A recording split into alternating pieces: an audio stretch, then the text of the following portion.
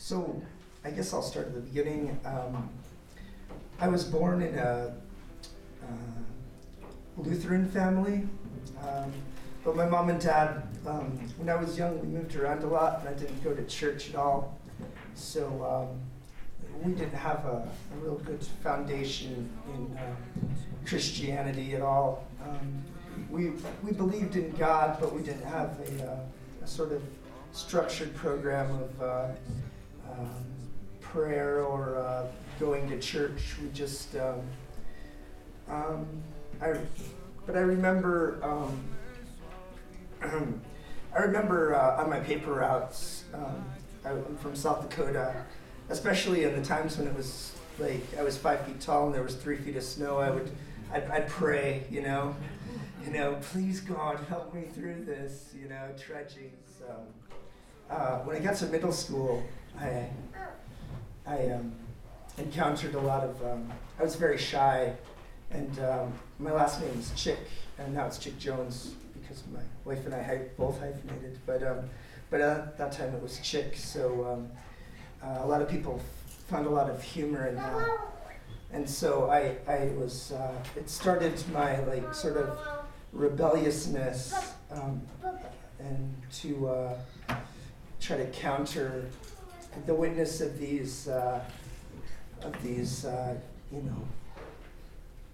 children, these teenagers that I was, they were abusive and bullying, and so I got into,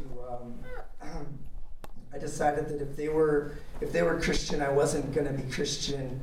I read every sort of religious text you can get your hands on.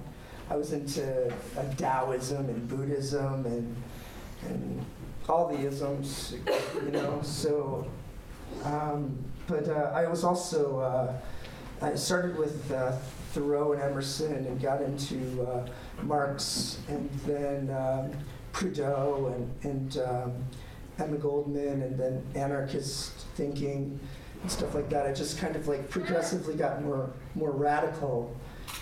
Radically left, there's the radical left, and there was me to the far left of them. We got married, and I was an atheist, obviously, still at this point, and cavalierly, throwing myself in the way of grace, saying, it doesn't matter, it doesn't exist, I'm a sociological spy, and I'm going to figure this out, and I'm going to pull us all out of it, and, it's not going to affect me because there's nothing there. There's nothing there to affect me. And I should say, though, I found it rather curious because I read a lot of Hegel and dialectical history. There's the thesis and the antithesis and the new thesis, and so I was looking at the dialectical idea of history, and it's the Catholic Church should have been synthesized a long time ago. There's the Reformation and the Enlightenment and even the Industrial Revolution and the rise of consumerism. These things should have washed the church away. It should have been just like debris, in the oceans of time, according to Hegelian theory. And so it's this is in the back of my head as I'm going through this process. These little niggling little ideas about, the longevity of the church, how does that happen? And so, I'm intrigued because, not all the priests I've been listened to have been very charismatic. This is the sound of one voice, one spirit, one voice,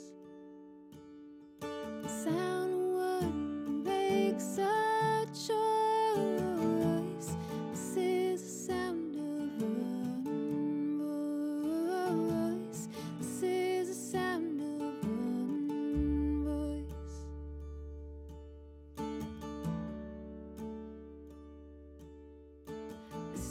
the sound of